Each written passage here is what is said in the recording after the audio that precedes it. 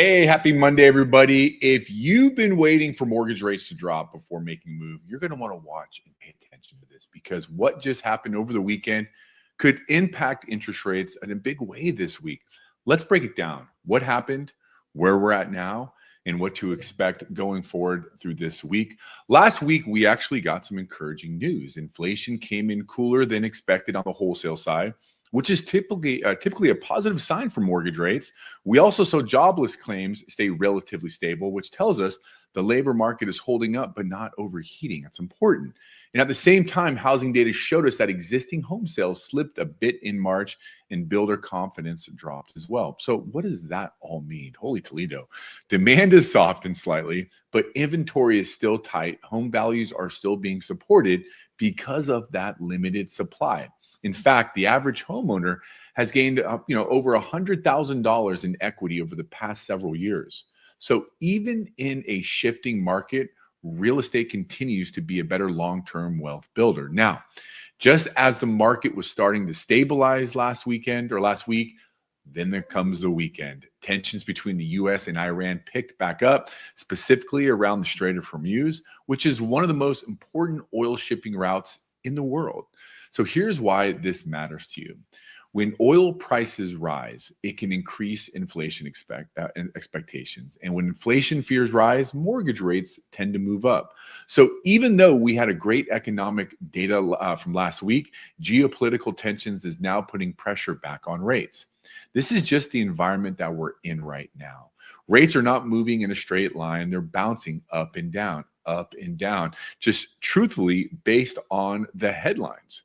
So as of right now, the 30-year fixed rates are sitting roughly in the mid sixes, although if you look at our rates, they're in the low sixes, high fives, but that's going to depend on your scenario. And technically, the market right now is in the middle of the range. So, not improving significantly, but not worsening dramatically either.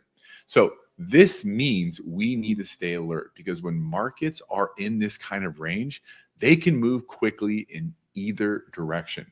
Looking ahead to this week, it's an actually pretty light economic calendar. We'll get updates on retail sales, pending home sales, mortgage applications, and jobless claims. But the bigger driver this week, the thing we have to be on the lookout for, it's going to be the headlines. If tension eases, rates can improve, just like we saw last week. If things start to escalate, we could see rates tick higher again. So this is a very, very reactive market right now. Now, let's talk about the bigger picture, because this is where most people get stuck. Everyone is waiting for rates to drop significantly before they make a move. But hear what the experts are saying as of right now. Most projections for the end of 2026 have 30-year fixed mortgage rates landing somewhere around 6%, give or take a little bit. Some forecasts are slightly lower, and some are slightly higher. But the key point is this: we are already very close to where many experts believe rates will end up. So the idea that rates are going to fall dramatically from here may not be realistic. And this is extremely important because the biggest mistake I see people make in waiting for the perfect rate is they miss the right opportunity. And I want to add something to that. Excuse me. Who you work with on the real estate side right now is just as important as timing the market. This is not the time to work with a friend because you don't want to hurt their feelings, or either your sister's brother's cousin. This is your money. This is your family's future. The right real estate agent right now can make or break your equity position over the next few years. Believe me, we do a lot of loans and we've seen it all. You want someone who knows the market, knows how to negotiate, is well respected, and can put you in the strongest position to win when you make the offer. Because in this market, you don't just win by getting a lower rate. You win by the negotiation. You win in the terms of the deal. You win in how the deal is structured.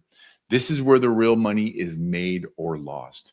I see it over and over and over again. So if you are thinking about buying, or even if you're sitting in the higher rate right now and wondering if refinancing makes sense, which a lot of people are, let's start with a strategy session. There's no pressure. There's no commitment. It's just truly a conversation so you understand your options and you don't miss your window.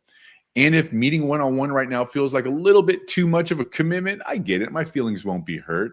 That's exactly why I host this webinar this Thursday at 6:30.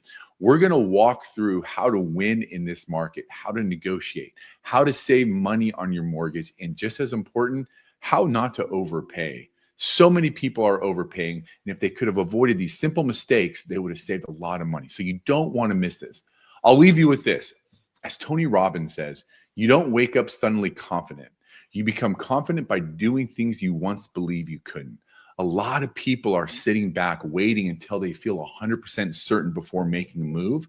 But the truth is, and this is super important, but the truth is certainty comes from action, not the other way around. So don't just sit there researching, which a lot of people are doing right now because they're stuck in fear. Start moving forward. Paulo Brandt's Clear to Close Brokers. Let's talk soon. Take care. Bye now.